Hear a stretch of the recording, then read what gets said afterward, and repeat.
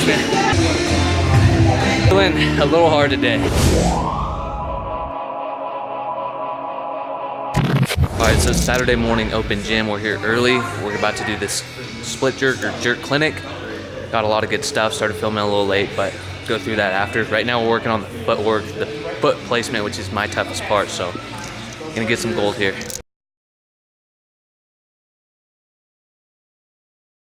So far, what we've gone over is finding a little T and having your feet in the squat stance. You can see he's chalking our feet up. I'll have him explain that in a little bit. So you got this right here. Yeah. Bring this foot, or what's your dominant foot? What foot's It's gonna be this one. That one's gonna go forward. Yeah. Okay, so then bring this one back so your toe is on that heel line. Yep, right, so right there, and then that. Down first, you go forward. There you go.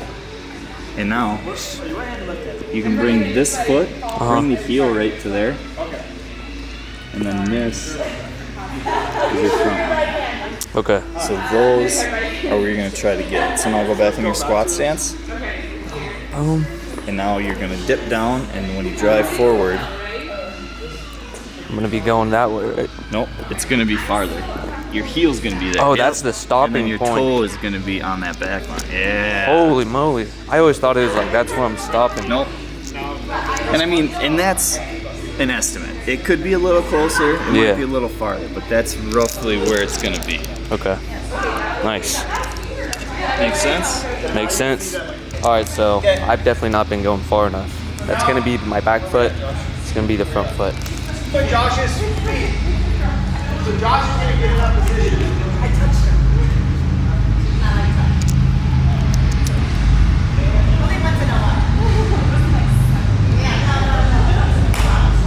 It's Coach Ryan, Coach Josh. All right, guys.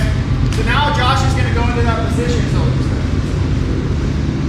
the next thing I want to think about now is when Josh is split like this.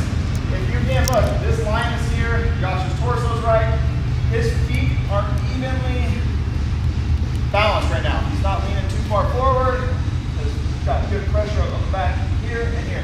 But the last thing I want to make sure is important is his foot right here is on his toes, either straight or slightly pointed in, okay? If he tries to go flat here and it goes here, all you have is room for disaster with his knee, okay? Because if he was going to buckle, there's nowhere for his knee to go. If he's here and for some reason that weight gets heavy and he buckles, all he's going to do is go to his knee. It's no big deal. You're not going to hurt anything at all. So it's important that we don't toe out ever and we don't go flat-footed. So again, he's on his toe. If anything, he can go slightly toe in or just straight. Because again, now he's got room to bail and go down to his knee. So when we go to land on that, we want to make sure we're landing there with our toe like that. Okay? You'll see people, especially beginner lifters, their tendency is to do this. Toe out, land flat footed. And that's literally the worst thing you can do, asking for a knee injury, okay? Here, land on that toe. Okay. So what I'm gonna have you guys do now is we're gonna line up just like we started. Okay? We're gonna do a little mock dip. Okay, so Josh is gonna pretend like he's got the bar here. He's gonna have his arms here. He's going to go to that slow dip, just kind of get in that dip position. And then when I say go, he's going to try to split and get his feet to about that position. So he's going to dip and go. So there. So what did he do there that you guys can see? Forward to get one more, but his foot went way back. Which if he's holding the bar now, where is that from where he started? It's behind. So what typically happens, let's say Josh can jerk 300 pounds. When he's going to throw that 300 pounds out, he's not pulling that back with him. So what's going to end up happening when he does that is that bar stays here and he shot his hips behind the bar, which is impossible to recover from. You cannot recover from anything of the forward plane. You can recover from things behind you that you can pull back. But as soon as that bar is in front of you, most of you guys miss your jerks, right? It's always in front, typically, right? And that's why, it's because we're shooting ourselves behind the bar, and now I'm trying to get under, which I can't, and so the bar's gonna go forward. And he's gonna jerk. That's why Josh can do it kind of good too. One good drill that I can have to fix this part is Josh is going to try to think about getting his back foot in first and then stomping his front foot. So he can actually be watching where his back foot goes. He's going to look to get that toe in and then he's going to stomp his front foot.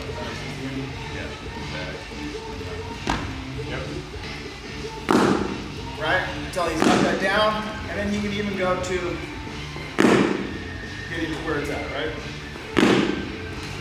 Let's go ahead and get to our starting positions. So that's where my front foot should be. That's where my back foot should be. And this black line right here is the starting point. So. How your feet were right? You're stopping, but you're confident. Do that dip, but you're going out. There you go. That's better.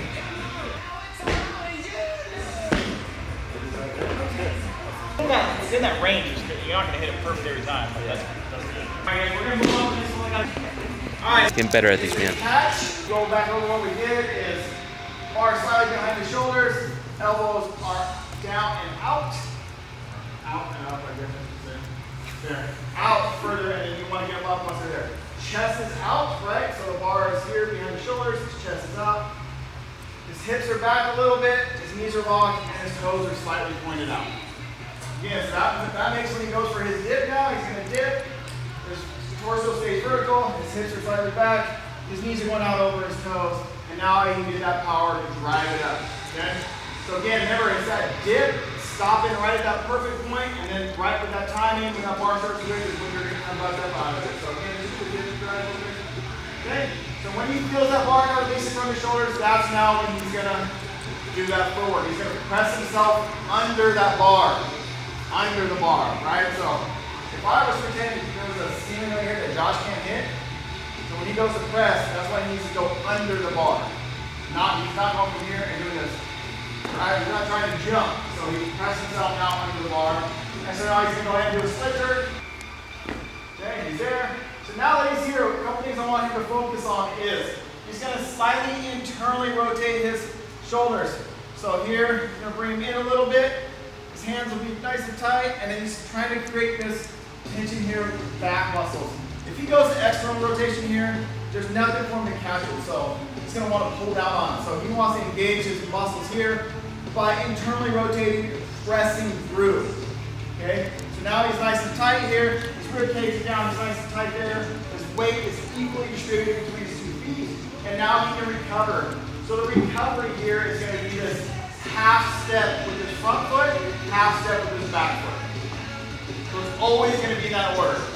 Front foot, back foot, and they meet in the middle. The reason for that is, if Josh is from here and he just wants to see, if you guys look at this bar right now is pretty close over this line. If he steps up with his back foot, that bar is automatically starting to move forward. You guys see that? Again, so think about Josh jerking 300 pounds. If he tries to get that bar moving forward, where's he going to want to go? Keep going forward. That's why if he's straight over this line, that bar's up, he meets that line in the middle, like on the front foot, back foot, it stays pretty close to right over that line. Again, it might go slightly back with that front foot, but we can always pull a bar with us. We can't pull it backwards. Does that make sense?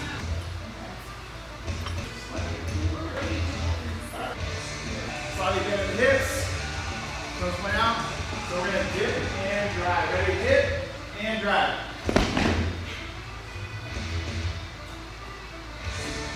There you go.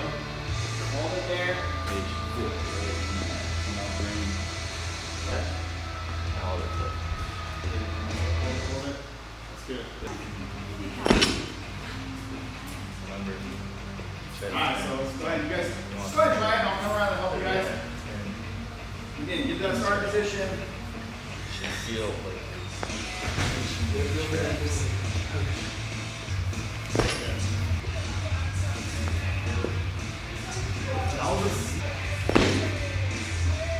Alright, not sure if I caught any of that, but battery's gonna die. No memory card. I apologize. But I'm gonna practice these and then do the rest of the workout. But my lower back from yesterday's squats and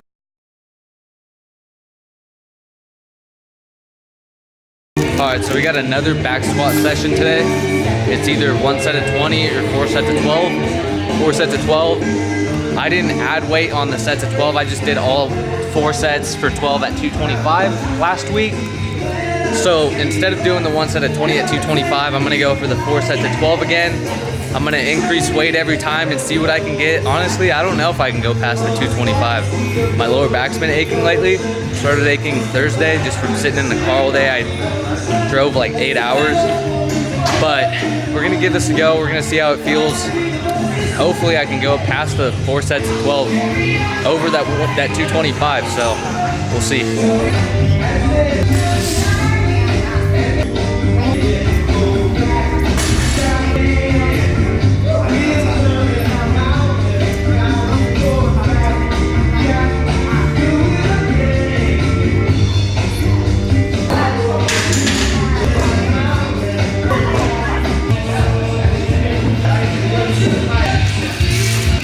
Alright, so change of plans. I'm just gonna end up doing the 1 set of 20. I've done 12 with 135, 12 185.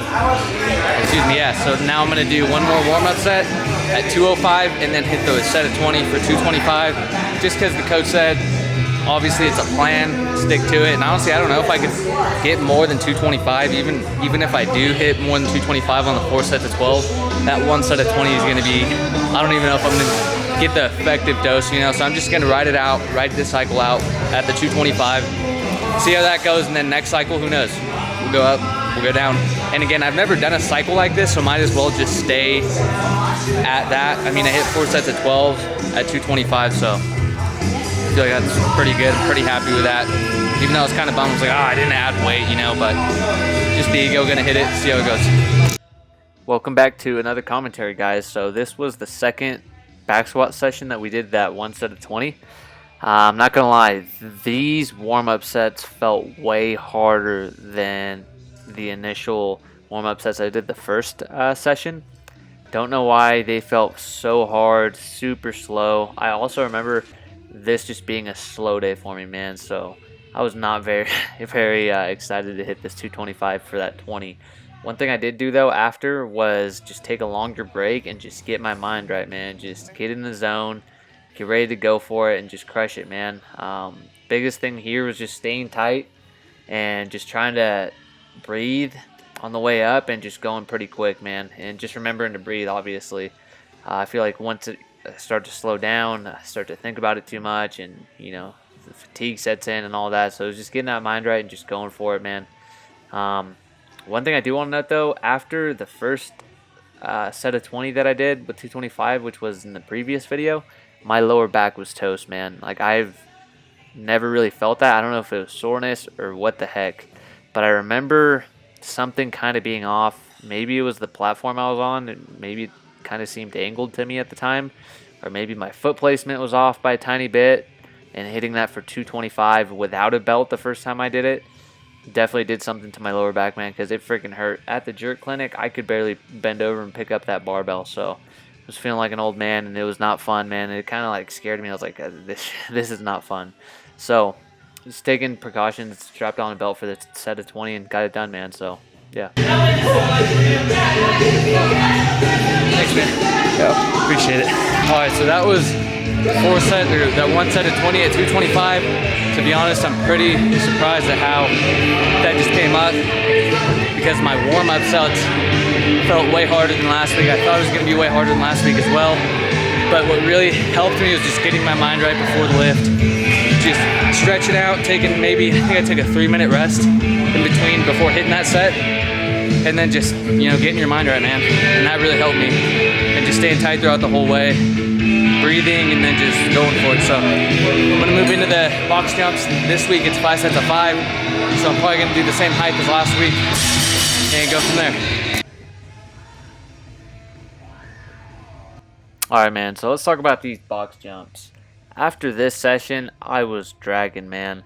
These box jumps were probably the hardest box jumps I've ever done. Like, I just felt just drained. Like, no, you know that feeling you get whenever you crash off of like caffeine, or let's say like just from the heat, like you're just exhausted and want to lay down? That's the feeling I had. I really didn't have very much caffeine this day, maybe half a cup of coffee, and I drink maybe a 1/3 cup of coffee a day. Like, I went from a lot of caffeine to like very little to no caffeine. But I felt I was dragging this day, man. And those squats definitely took it out of me because I used that last little bit of energy that I had on those squats, like getting my mind right. The only thing that pushed me through that was like that mindset, man. That just goes to show with the right mindset, you can do stuff you don't really think you can do. But I was just drained by these box jumps, man. One thing I do give myself props on is just like not giving up, because I just went for it, man. Like, oh, I can do it, because I know I can do this, but I was just drained on energy, man. So I had to go back to the lower boxes. Even the lower boxes were hard. I was missing it. I was just like toast by the end of this. Legs were feeling like jello.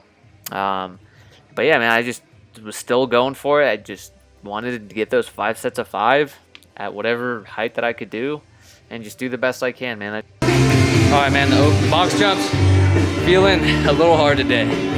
Not gonna lie, man, I'm just toast. Even like the lower box felt pretty hard. Well, not hard, I'm just tired, fatigued. But hey, gave it another go, still couldn't do it. So just trying to do the best I can with the box height that I'm doing. So hopefully it'll go up next week or in the weeks to come. I'm sure it'll go up just with the squat cycle in general. So.